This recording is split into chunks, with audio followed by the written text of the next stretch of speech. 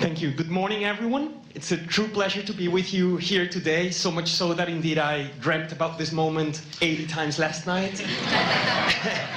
And the vision that we want to share with you today is framed in the academic field of public policy research. It's a relatively new, very broad, intensely interdisciplinary field that originally focused on the actions of government, but very quickly expanded when people realized that governments alone cannot solve the most pressing problems of society.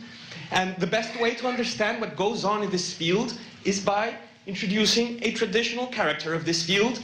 Meet Lucas, someone all of you already know. He's a traditional researcher. Imagine he's working in a very big university in the global south, using political science methods. He's interested in how food is produced, agricultural systems, and he publishes papers, right, intensely in journals. Citation is what matters most to him.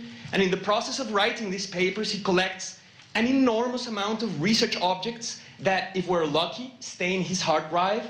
If not, he deletes them, right? And what's interesting here is that on the other side, beyond Lucas, we have someone like Monica. Right? Monica has fulfilled her dream to be a mid-level government official in the very same country where Lucas investigates agricultural systems, right? And she has this need of information to design better evidence-based policies that can benefit the population of this country in terms of food production. She's carrying this action box. She wants to translate the sort of information and evidence that people like Lucas collects into practice. And as I'm sure all of you are here aware, we have a gap between them, right? A big, white gap. And the question is, how can we fill it, right? How can we fill this gap?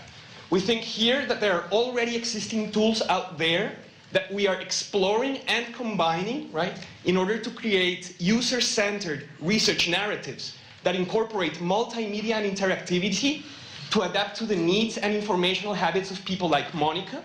But we believe that the tools by themselves will still remain in the void if the researchers don't actually use them, right? And this is why we also believe in developing capabilities in the offline world.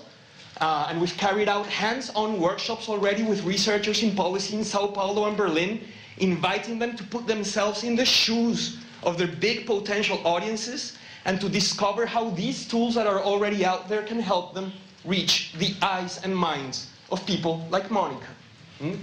We believe that the combination of these tools and offline capability development becomes a sort of prism, right?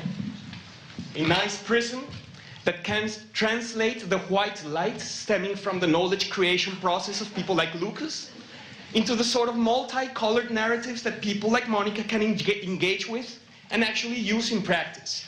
And this dream we are already translating. We believe that the audience of this research is not limited to people in government like Monica, but it's actually much wider.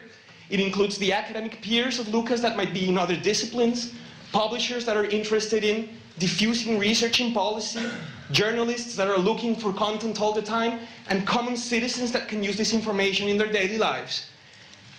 And this dream we are already translating into practice ourselves by means of a prototype. It's our master's thesis at the Hertie School. We are investigating how land reform policy in Brazil can be more sustainable, bringing insights from eco-villages.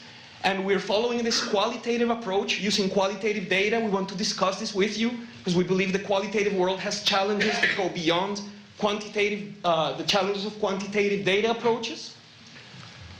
And if you're interested in the details of this project, you can visit our poster. It's number 56. We've established direct contact already with a Brazilian government agency that can implement this in practice. We want to deliver a research report to them in a way that they actually use it. And we need your help to fulfill this dream. We're completely convinced with the Force 11 idea, nicely illustrated here by the same guys that are out there, of using the verb release instead of publishing, right? We think that researchers should think about releasing the entire collection of research objects that they collect.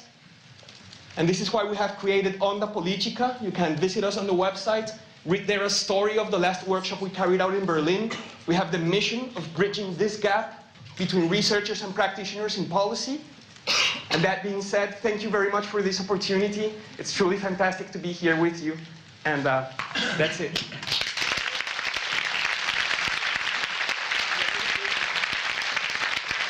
Excellent. Thank you so much, Javier. Is there a quick question? Okay, Melissa. Would you like to be on the 2016 program committee?